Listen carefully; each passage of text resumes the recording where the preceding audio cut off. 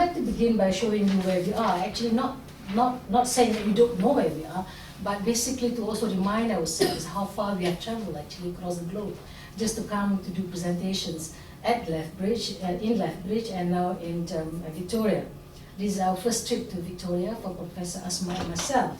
But it is interesting to begin with map of world hunger, and to see that Malaysia is not labeled as part of the world hunger, not because it doesn't have hunger maybe, but I would like to believe that, but basically the white means they have no data.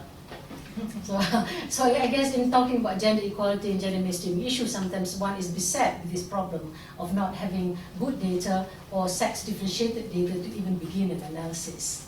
But anyway, this is where we are. And just to show where we are in Penang, and that KANITA is located in university size in Malaysia, which is, has been selected as the apex university in Malaysia, which stands for Accelerated Program for Excellence in Higher Education. And basically this is suitable and relevant for us as a Center for Women's Development Research Center, because a lot of what it does talks about social justice and the impact of universities on society. So definitely issues of gender equality, issues of gender mainstreaming should be, of course, relevant to the university, as it should be relevant to the country as well. Now I use the word should, because it doesn't have to be that way. It all depends a lot on how the university sees it and how the government sees the whole issue of gender equality. So just to introduce Penang again, and just to entice you to say that green is also part of our environment, and this is the picture of our buildings. It's rather nice and beautiful. It's not just this campus, which is extremely beautiful with the autumn leaves. We don't have autumn. And so I'm going to skip this totally, because I don't think we have time for this. But I'll go straight into the topic itself. And I'll begin with giving you a bit of introduction, overview of Malaysia's development, and then I think I'll touch on the legal, regulatory, and policy issues as an example. So it's not going to be an exhaustive review of gender issues.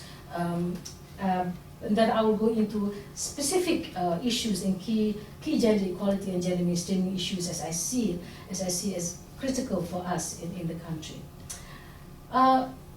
Like many other countries, gender equality and gender mainstreaming actually have been the language of women's movement more than it has been the language of the government since long before even 1995, but more so after 1995 because of the Beijing Conference. And in the health area, which I am directly involved because my interest is in gender and health, and my work is in gender and health, WHO has been talking about how you need to bring in gender equality perspective and to be incorporated at all levels of healthcare and delivery. And this is an area that we've been trying to pursue and trying to persuade the Ministry of Health to really take this into as part of their work. In a way, very, very slow progress. But gender mainstreaming actually becomes very critical for Malaysia because we have to, I don't know about Canada, but we have to definitely report to the CEDAW, which stands for the Convention on Elimination of Discrimination Against Women. And so far we have reported only one. We are due to report again. And as you know, when we do this reporting, there's a government report and there's a shadow report. And in this report, we have to report how much gender mainstreaming has been done, what are the issues that we have said we have gaps in, and whether we have addressed these issues at all. And what is so interesting about this is because it involves civil society. The government comes up with a government report, we are supposed to come up with a shadow report. The question becomes, how much can civil society play in coming up with a shadow report that will sort of represent the civil society, the way they look at gender equality, or how much does civil society actually talk more of the government's language? And there's a big comparison between us and Vietnam. I think there is more space, for example, for NGOs in the Philippines and in Malaysia to really address the issue using our own language, compared to, say, in Vietnam, where the Women's Congress, which is supposed to be Women's Federation, which is supposed to be an NGO, but actually it's much more of a gongo, which is a government's NGO. And therefore, whatever shadow report they perhaps present, perhaps we have to really look at it with a bit of a question mark. But this is critical, I think, in addressing gender equality issues, because this becomes like a watchdog, sort of, to pressure countries from the international level and to monitor the progress. Do we have commitments in Malaysia? I think yes, and I would answer yes in the sense of policies. Yes, we signed and ratified many important documents. We were part of the International Conference on Population and Development, and if you are familiar with it, you know how important ICPD is, for example, in moving population perspective of development to sexual and reproductive health. And it almost sets a qualitative standard in sexual and reproductive health. And in many ways, this has led to a lot of changes in family planning program, which was previously very population-oriented, to something much more centered on the women themselves, and bringing in the framework of rights. And this has seen a shift in Malaysia. Philippines, the women's movement tried very hard, but I think the church has more control, and so they have not been able to really shift the program. But in Malaysia, family planning programs have shifted very much and expanded its services beyond family planning into other areas like cervical cancer and so on. But for women's movement, this is one area of gender equality issues that we feel we are so happy about. But how much have we achieved within the context of sexual reproductive health? Of course, it's a big question mark, because this obviously involves certain topics and certain areas which are very, sometimes culturally sensitive or religiously very sensitive. Of course, the Fourth World Conference of Women, the CEDAW that we have ratified, I told you that. Then we had this Putrajaya Declaration of the Non-Aligned Movement countries, the NAM countries. And we had a meeting in Kuala Lumpur in 2005, and we came up with our own declaration. And again, the language of that, if you look at the document, is fantastic. It should make me feel so happy, because they all address about issues of gender equality. We even, unlike United States, we ratified conventions on the rights of the child. And we have, of course, commitment to MDGs.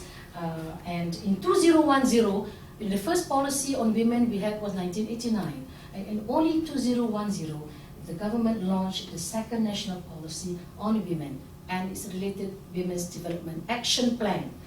And in that, I was smiling from ear to ear, because the language was obviously gender mainstreaming in every aspect of it, which was nothing in the 1989 document.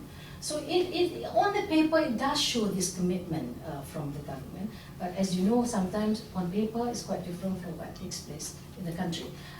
But I need to set this within Malaysia's context as well, and somehow I think I sometimes want to also understand the perspective of the government, where the government is coming from. Because whatever happens in the country, sometimes is also driven not so much by what the women want or what is right, but also perhaps something bigger than just the women's issues, bigger than just the rights issues. For example, I think that something to do with the economy, I think, plays a big role.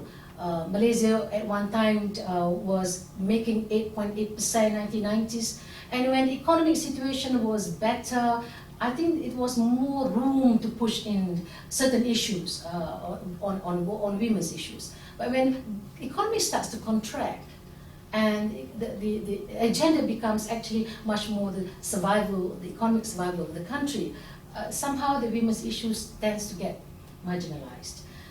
So there was this financial crisis, economic downturn, and the government now starts talking about making the country into a high-income economy. Budget 2010 tabled in 2009. They talk about people first, performance now, definitely with a strong concern about sustainable development, a strong concern about poverty, on poverty issues. But definitely the word is high-income economy, how to turn it into a high-income economy. And as a result of that, despite feeling the effects of neoliberal economy, which has led to the financial crisis, Malaysia takes on a much more aggressive stand in furthering the aggressive neoliberal economic policy. And in fact, now it has gone into the health sector, or the service sector, which basically are two important ones, health and education. And these two areas actually have a lot of can have a lot of implications on both men and women, but more so on women, depending on what happens in these sectors. And so they have privatized, of course, a lot in education to bring in money and students, but at the same time, health, they have identified medical tourism to be a subsector that should contribute to economic growth. And you can see later on, I will show you some figures, how the economic growth, how the economic contribution from the health sector has jumped so much. Now, let's look at 2011, which is very, very new, just before we left. Again, high impact budget, again talking about greater wealth, a high income nation, and this even reaffirms that the government definitely is pushing. And therefore, this whole idea about medical tourism and liberalization of the health sector definitely is going to take place. And as a result, they made an announcement that there will be a women and child hospital. I don't know yet what this means. Is it going to take a gender framework? Is it just going to be a private enterprise? I don't know. But definitely they have announced that there is going to be this academic medical center Sendirian Berhad, a company that we have never heard of, combining with Johns Hopkins coming in, combining with Royal College of Surgeons, and they're going to invest, and they're talking already about figures of 2 billion ringgit. My question becomes, what would this mean to a country, to the quality of care in the country, if you are looking at the health sector as now a service sector that is going to boost economy, rather than looking at the health sector as something to serve the community and to meet the rights of the citizens as agreed to in the various documents that the government have signed. And we have to note that Malaysia has HIV/AIDS. It's a problem because of drug addiction, and also feminization of HIV/AIDS is happening. Definitely has been identified by WHO, though the absolute numbers is still small. Definitely aging is going to become also an issue, feminization of aging, and poverty. And I'm just so happy that the government at least is now, for this next new economic model, has said that they're going to focus on poverty.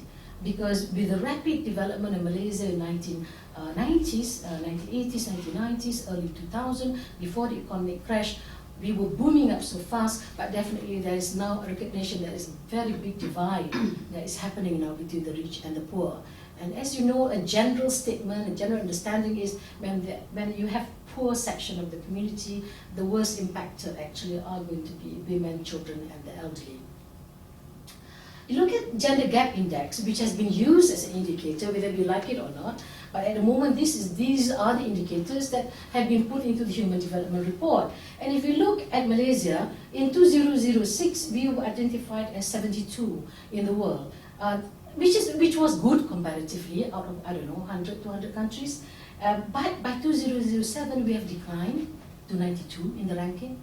And by 2009, we came down to 101. Why? Because we scored very well in education and health, but in political development, for example, women's political participation and empowerment, we were not there. So this had pulled down the rank. Now, Malaysia then decided to come up with its own gender gap index. And if you look at the Malaysian health index, they have this indicator that the smaller the number is, it shows the lower the inequality gap is. And if you look, health, for example, is 0.099, showing therefore a very low inequality by Malaysia's definition. And education is 0.046, so we are doing very well. But economic activity suddenly becomes 0.2 because women and work, and which I will talk later as a specific issue, actually is problematic.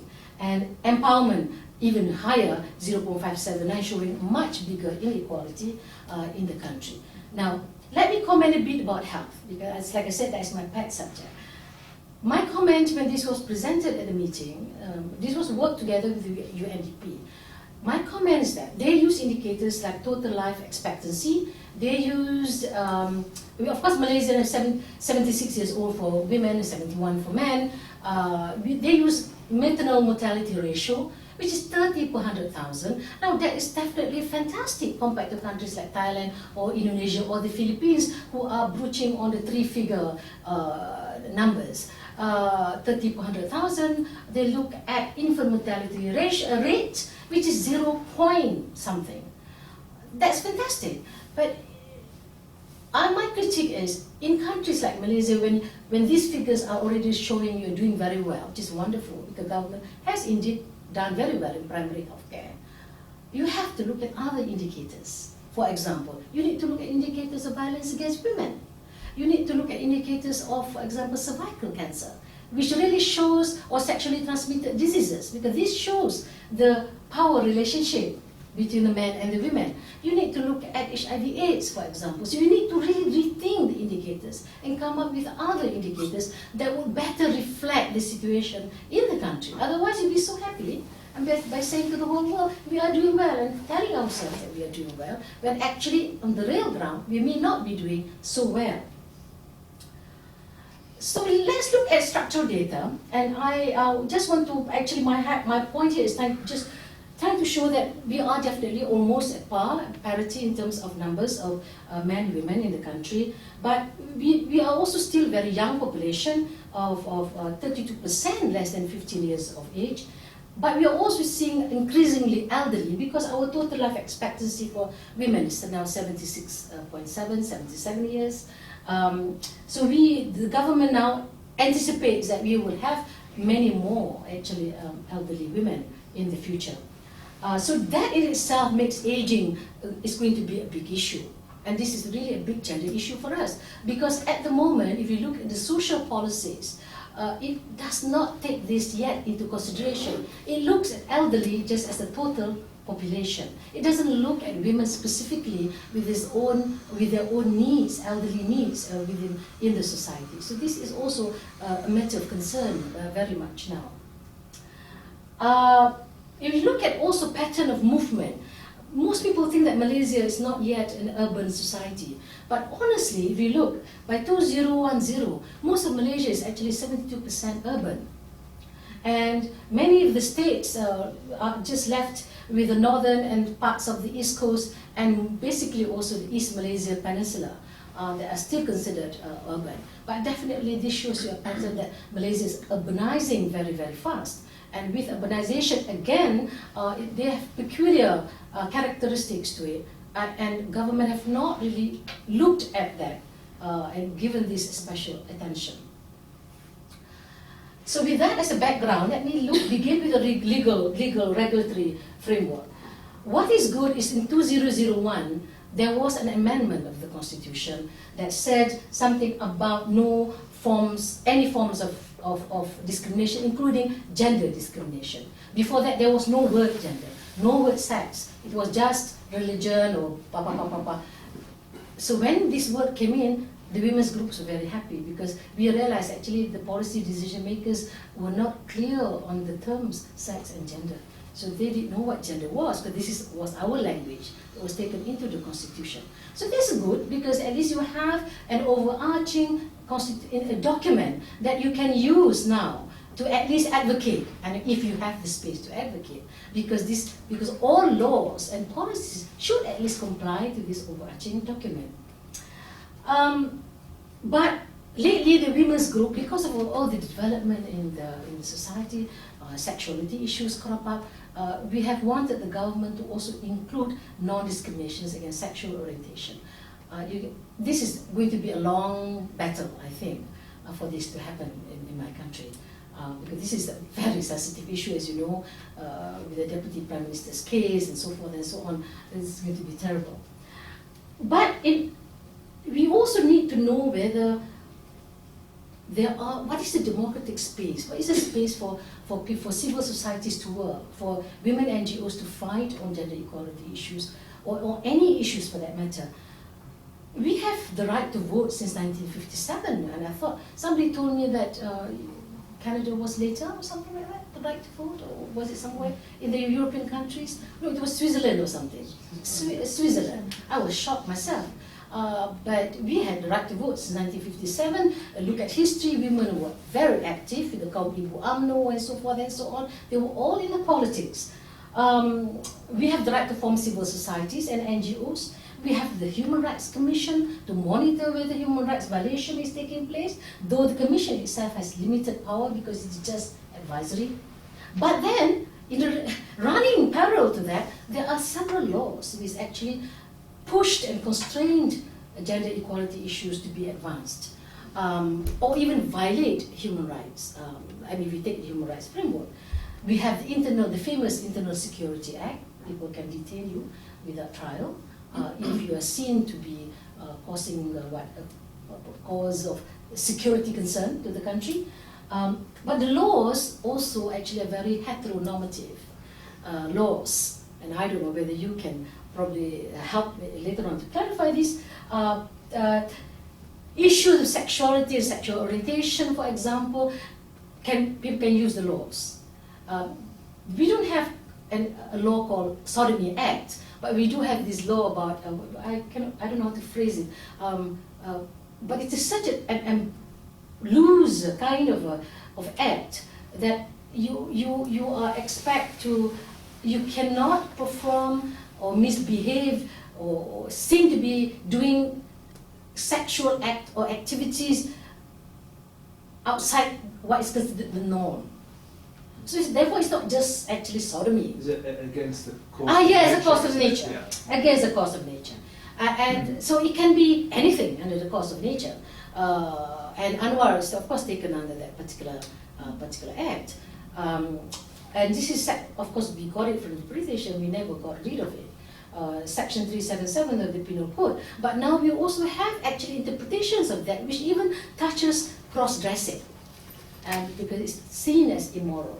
And people can be caught and taken, transgender and so forth can be caught. So we have that running and we have this running. So it's always a contestation, trying to create the democratic space, and on the other hand, this law starts to come in and containing it. There is also this implementation of civil laws and Muslim family law.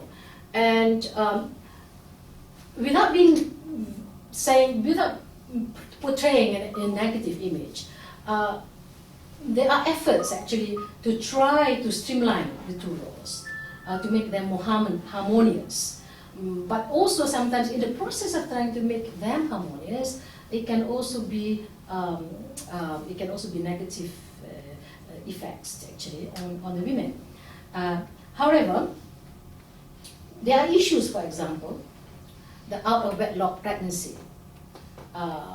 If you bring in the Muslim family law at the moment, over the years it has regressed to become no father's name being attached, which is terrible for a country where the father's name becomes important in terms of your identity, in terms of access to resources, and so forth and so on. Now, why is this a gender issue? It is a gender issue because for a girl to have a family's name is very critical at the point where she's changing her single identity to a marriage identity, or for her to inherit properties. This becomes problematic for her because then she's not legally the daughter of whatever. And again, I mentioned about sexually related issues about dressing, but there is also an issue of close proximity, which allows for a lot of interpretations by the people who are implementing the law. Close proximity, what does it mean? So you have this happening quite a lot in the name of the religion, under the Muslim family law.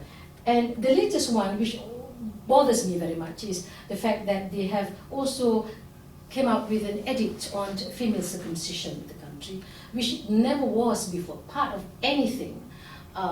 It was a practice that was done, not done, it was very ambivalent. Some people did it, it was a nicking of the prepuce or something like that.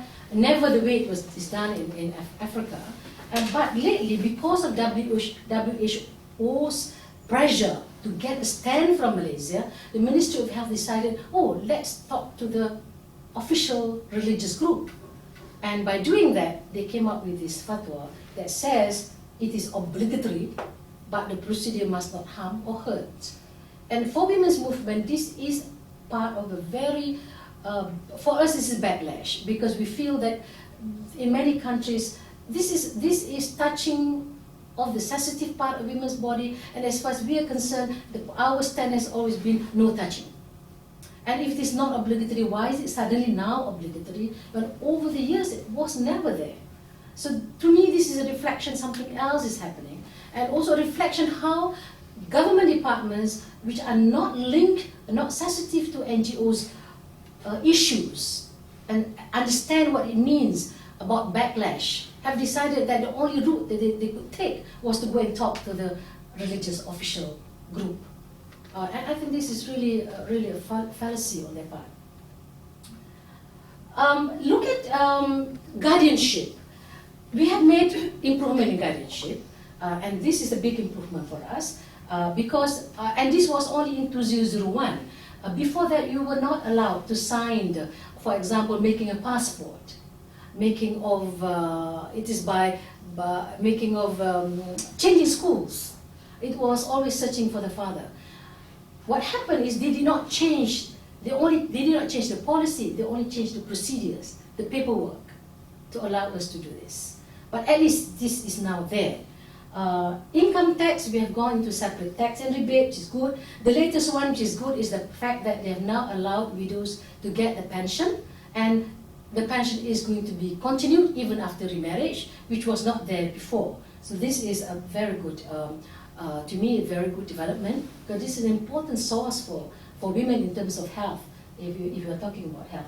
And land ownership, many of us actually in the country were not aware. Malaysia, you know, had introduced a land development scheme that allowed population to migrate from one area to another area, open up the forest, and turn these thousands of hectares of land into either a rubber estate or oil palm. Now it is all oil palm everywhere. And then they were given that plot of land over the years, they will then own the land. So until 2001 or 2, women's name, the wife's name was not on that piece of paper. And we were not even aware of it as academicians until much later. And so that really caused a lot of problem for the women. Because in other parts of the world, in Malaysia, we could own land, but not for that piece of land. Because it was always in the name of the man. So imagine what it's like when the man divorced her. She had no claim to that, yet she worked on that land. Thank God, a few years ago, this was now removed, and so now all schemes have man and women's name on it. Sexual harassment, which is a big issue, we have been trying to fight for a Sexual Harassment Act, but because of this aggressive neoliberal economy, trying to bring in more investment and more companies into the country, the government is very hesitant, and the government refused to accept a Sexual Harassment Act. At the moment they said, we will continue with the code of practice, but we will monitor more closely these companies so that staff can, workers can complain. But we also have no data actually on sexual harassment in the whole country. And at the moment, USM, through our center, is trying to get some data, beginning, of course, with on-campus research first. But there is a need to collect data, and I think the women's group will pressure more and more to try and get the Sexual Harassment Act to be implemented. Violence against women, though this has been recognized by the international document and by WHO, and though Ministry of Health, in a way, has recognized it by asking all government hospitals, major hospitals in every state, to set up a one-stop crisis center. So we have that in every state, theoretically. And we have the Domestic Violence Act, introduced in 1994. It took 2 years for it to be gazetted by the Parliament. That means it took 2 years to be implemented. But the problem with this act, this act is actually a compromise act. It wasn't the way that women wanted it. There were a lot of oppositions from the religious group, but anyway, we got the act in, even though it is not really perfect. But the reading of the act has got to be done together with the penal code. So in a sense, it's rather strange. It makes the whole procedure more complex. And it does not really recognize, for example, psychological abuse. It does not include marital rape, which women's groups have been trying to bring in. Actually, what happened was it went into the Parliament, the marital rape issue, and lo and behold, it really became very, very heatedly debated, even by lawyers whom we thought would have been kind to us and our ally. People like Karpal really came in and strongly and said this is not something that could be implemented in our country, something to that effect. And so this has now taken a back seat. For me, this is really a big issue because I'm a faculty of the School of Medical Sciences. What do I teach my students then when women walk into the health care center? Can they come in and openly say, my husband raped me? And how do the doctors treat these women? Do they treat these women as rape victims, rape survivors, or what do we do with this? Or doctors may not even be sensitive to asking questions about marital rape because they just assume that it doesn't happen. So this is now also a big concern and another big gap in the whole country. Yeah, and we have no data on violence against women, and the only prevalence study that we are doing is now being conducted by our center using the WHO multi-country study, and we hopefully will finish it by the end of the year or early next year, and that will give us at least the baseline data for the whole country because it's a prevalence study. And thanks to Prof. Asma's office who actually agreed to give us the money. Rape and marital rape is again another territory in sexuality and sexual violence that really is of a concern to many of us, academicians and women's groups, because there are a lot of inadequacies in the rape laws. The rape law is limited because it defines rape only penile as penile penetration. So anything that is not penile penetration is not rape. You can take them under different law, under molestation or whatever, but definitely not under rape. So women's group have been saying, look, we want this to be expanded, the meaning of rape. And we need to redefine what it is. And of course, we also wanted the marital rape to be in. So this is another big issue in the country. So this is still going to be a long battle for this. The other issues are, if you look at healthcare, I've already talked about how Malaysia is in terms of feminization of the women, of the aging, because women will definitely live longer than men, and what will this mean in the country. But we also have these things which makes it a bit more complicated, because as Prof. Asma was talking to our colleagues, we are into biotech and nanotech, but we also have the diseases of the non-communicable diseases, which are chronic diseases, diabetes, and majority of diabetes, as you know, majority of them all over the world tend to be women if you segregate the data, and also because we live longer. The cardiovascular problem, men get it earlier, women get it much later, again at a time when they no longer have the support system around them. And if the country is going into a health system that leans more towards privatization, I wonder what will happen to this group of chronic, but people who cannot then access private care, perhaps will have to access public health care, and whether the quality of that will be compromised or not in the long run. Of course, the cancers and so forth is also there. But for the men, what is of concern to us actually, and this affects men more, actually is the motor vehicle accident. And if you look at data and studies from WHO, it's very, very strange because they've looked at multi-countries and tried to look at the data. And they found out, for example, not only are these going to be young men because they are on a motorbike, and our country's motorbike means a lot. It's also being a hero on a motorbike, but the nature of injuries on the men and the women, and I think this affects all Southeast Asian countries. It depends on who is the pillion rider. And in our culture, the pillion rider will be mostly women. And the nature of injury would be quite different for the pillion rider than it is for the man who mans the motorbike. So, and in, I think, Philippines or even in Cambodia, they tend to sit sideways and not this way. So, so I thought this is quite interesting for us because it brings in a lot of issues around this. And of course, we don't know what is really the impact, the gender impact of SARS and H1N1.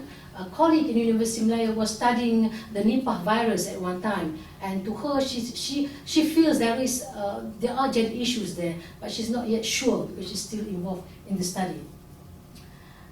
But what is also of concern, apart from the fact that Malaysia is trying to push health tourism, yeah, like I said, making health as a service, as a sector that contributes that brings income into the country, rather than a sector that services the citizen, it now is seen as a sector that brings generating income to the country. So you have from 14.1 million, it now is, the latest figure is 2 billion. So that is really an exponential increase, which means it has been very, very aggressive. On the other hand, the general health expenditure from the government has gone down from 54% 2000, 44.8% in 2005. I've not seen the latest figure yet for 2010, but I couldn't find it in the Prime Minister's speech. But over the years, it has shown a decline. So there is a push for privatization. There is now less of government input. Again, then I begin to also wonder here, what will happen in terms of, will there be really equality of care, which will be equitable and equal? Or is there going to be now, certain types of medical care for certain groups of people, while the health care, because in Penang is a site also for health tourism. You can find ambulance going there to the airport, pick up patients from Sumatra or from Middle East or Europe maybe, bring them to a special apartment, get treatment, send them back to the, it's a whole package. This is a package that you will never give to your own citizens, but it is a package that you give in the name of tourism. And of course, in Lethbridge, they asked me this question, do you see people coming in for cosmetic surgeries? Yes, definitely. I mean, that's what health tourism is all about. Make it into a package. And plus, Penang is a resort area. So you have it all, You come back and you get all tan and perfect. So you may end up buying unnecessary equipment which is expensive for us, and so forth and so on, just to please these tourists, to make sure they're happy. Is that really necessary in a country actually that is also grappling with these communicable, non-communicable diseases on the ground, which is still there, floating around? And if you look at the out-of-pocket expenditure, men and women, you find that 58% women spend a lot more money from their own pocket compared to the men. And I think this is because women maybe suffer more and access more of the healthcare for whatever needs, maybe pregnancies or anything related to women's health, more so than the men.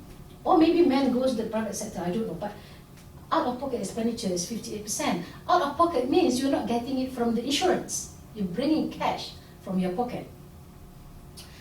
HIV/AIDS definitely is taking on a woman's face in my country. Look at absolute figures, very small. But you look at the rate of infection, it's very fast. 1986, we had never had no women there was one man. Then it grew very fast. 1991, we had, of course, only 9 women. But within that 10 years, it went on to 19.1%. This is what we have detected. What we managed to trace. The one that never came, we don't know. The ones that are floating around, we don't know. But WHO is anticipating, and this is not really, this is really below the ice kind of figures. WHO is anticipating that because the men's rate of infection is beginning to stabilize, it's beginning to go down, that we will show the pattern of Africa, that the women's figures will start to go up, and then we really achieve equality, because then our numbers will be at par with the men. But you look at the route of infection. If this is not a gender issue, I don't know what this is. It is a heterosexual route of infection. It's not homosexuality. And most of them get it from husbands, and most are affected are housewives, and most are from rural areas. I mean, most of them come from my state where I'm working, which is also the most religious state. I mean, in terms of it's run by the opposition party. So there's a lot of contradiction that's going around. Why is this a big issue? It's a big issue because I wonder in terms of accessibility to treatment, for example. Though Malaysia has been very good, everything is free for treatment. And we have the PMTCT, which is the testing of mothers during pregnancy to find out whether they are HIV positive. At the moment they are HIV positive, the government gives them all the drugs that are required, and even after delivery, the child is given them. Previously, they used to give only to the mother, and then they never give anything else. If the child was considered positive, they would then treat the child and not the mother. Stop. And women groups voice and advocated, and finally now they're giving to both. So that is now continuity of treatment. But if you are not part of that screening program, and you don't have a child that is involved, it is just you and your husband, already small studies that have been done by Malaysian AIDS Council, for example, have shown that if it is between the husband and the wife, both are infected, the wife will always give priority to the husband because he is being seen as the one who's going to help the family survive. So he will back off from treatment. And this is really going to be a big issue if the numbers of women are going to increase. The rights part of it, which is very blatant, actually is a compulsory testing, pre-marriage testing for Muslims. It started as an experiment in one small state by the religious committee in the state. The problem with Malaysia is every state has its own group that looks at our Islamic laws. So you can have 13 states and 13 variations of interpretations of the law and implementation of the law. So Johor, which is down south, decided, they said, oh, this is a good idea. And Ministry of Health sort of, okay, we will support you. We are not into it, but we will support you. And began to do compulsory pre-testing. You know, as a public health measure, this is a waste of money because you're not going to pick up. And you know, HIV/AIDS is not something that you can pick up. Oh, okay, you are free today. What tomorrow? 10 years after marriage, couples may get it again. So we've been trying to tell the government this is not the way to go. But now it seems the idea is so politically correct that it now has expanded to move to other states as well. So we need to really review this and rethink this. But I think the movement of this particular policy is so fast that it's been very difficult to talk and make sense to the government. Because politically it's so easy to tell the public that we are doing good, we are doing this testing for free, we are just coming for a test. And people forget that it violates the rights of the couple and that it's not going to prevent the spread of HIV at all. Look, imagine in a village, when you go in and you've been identified and you're already engaged, that's why people go for pre-testing. And then in order to get married, you got to go pre-testing, and suddenly you're found to be infected. What happened to you? You think it's going to be private? No, people will already suspect something is wrong with the treatment, with the test. That's why they have to break off, even if you don't declare, to the whole village. So it's the whole stigma issue, the whole privacy issue here, and the rights of the couple to say, no, I do not want to be tested. I mean, all of these actually blatantly sort of violated, but the government sees this as something necessary to do. But I think to me it's more political decision. But at the moment, in terms of all diseases in the country, including HIV/AIDS, but there's more understanding about gender issues in HIV/AIDS. But as far as other communicable diseases are concerned, there has been no gender analysis being done. So we don't really know.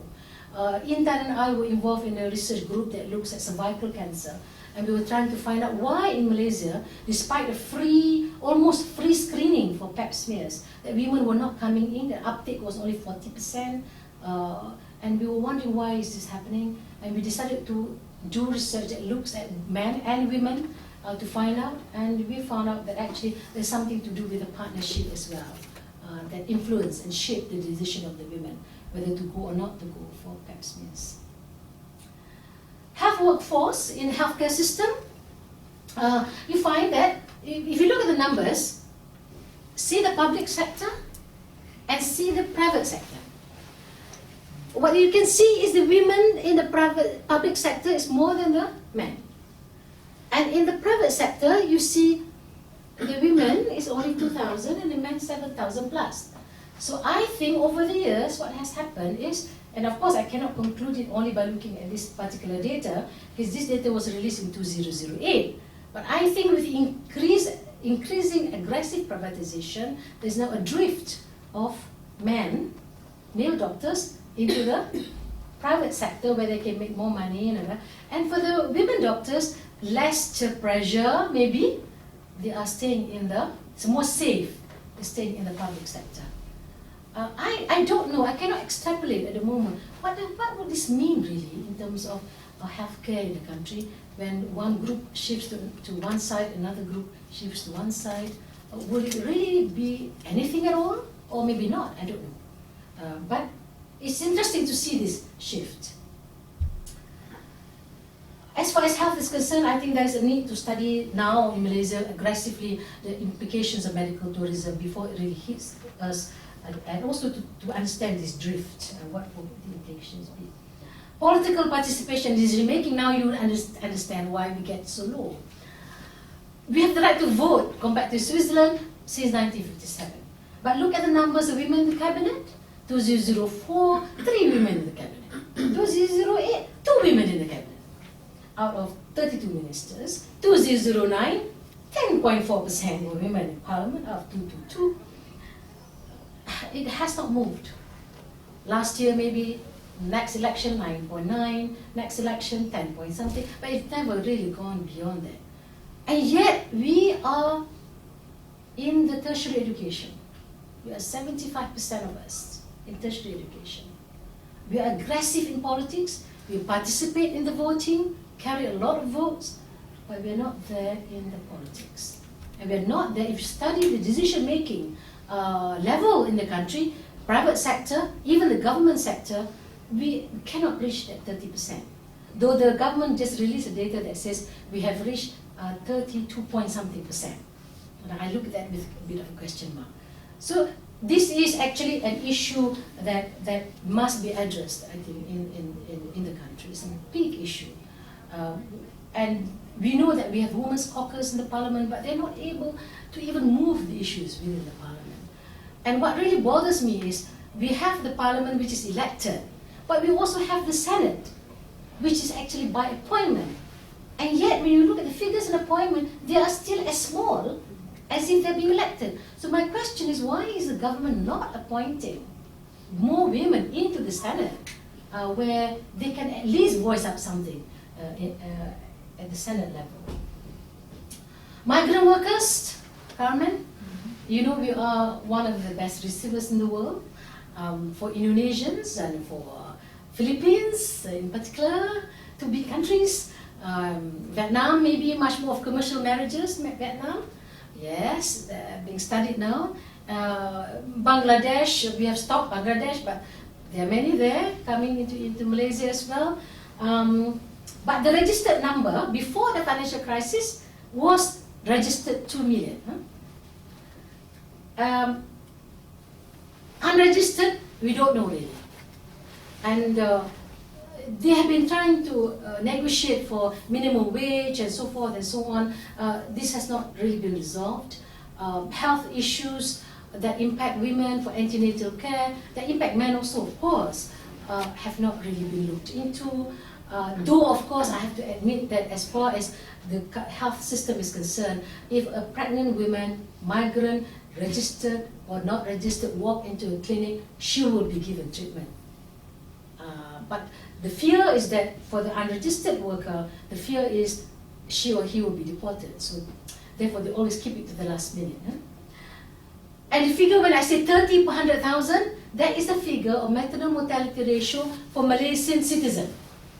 If you look at the United Nations report, they will give you a figure of 80 per 100,000, because now they have included in the migrant workers as well, as part of that maternal mortality ratio. Now, 75%, Asma said 80%, Asma, of us are now tertiary education. Latest figure, 80% of us now in universities. It is never translated into the workforce. We have only 45.7%, much lower than Philippines, much lower than, in fact, we are one of the lowest in the region. Why? No, we are not there. What happened is, women enter the workforce. Then by the time they reach 30 to 35, that's when they get married, they have children, they have families, and without that social support system, they drop out. Now, this is going to be a big concern to government that wants to increase high-income economy in the country. If they do not look at all these other issues, women will not participate. Studies done 2001 cited household responsibility. 2008 cited again household responsibility, which means women are trapped in this reproductive role sort of things that they have to do. And okay, I'll just now talk about a bit about gender budget. This is supposedly the way to go. That if you really want to gender mainstream, you have to look at the money and do a gender budget of this money that you want to allocate. And then only you can really say to yourself, you are mainstreaming it, mainstreaming the whole development process in the country. I don't know whether Canada is doing it. I know Philippines has made it a policy that 5% of their budget must be allocated in all ministries to gender work. In my country, we came up with a treasury circular that says all ministries must do gender budget. They piloted it in 5 ministries and it stopped at the 5 ministries. So as far as I'm concerned, gender is not seen to be a priority as far as top management is concerned. It may be a politically correct language. And I think the concern is also that it is being seen only as a women's issue because it is placed within the Ministry of Women. Therefore, other ministries say, just give it to the women, just give it to the Ministry of Women. So let me then stop by saying that actually what we should have is accountability at the ministries level. And women's groups and academicians have been saying to the government, have your key performance indicators built in, and gender is built in as part of that, of all ministries, as a strategy. We think we should push for gender responsive budgeting, and we think that the present gender infrastructure of having focal points at the moment in all ministries are not very, very effective. That this is just an add-on, it's not really a full commitment. So let me then conclude by saying that there are many gender equality issues in the country still there. We have made improvements definitely, the law, the policies, the violence against women, the health systems, the feminization of HIV/AIDS, labor and employment. I have not given you an exhaustive one, I've given you just an overview. And at the end of the day, equality and opportunities actually does not necessarily translate actually into equality of results. Something else has got to be done in the country. Thank you.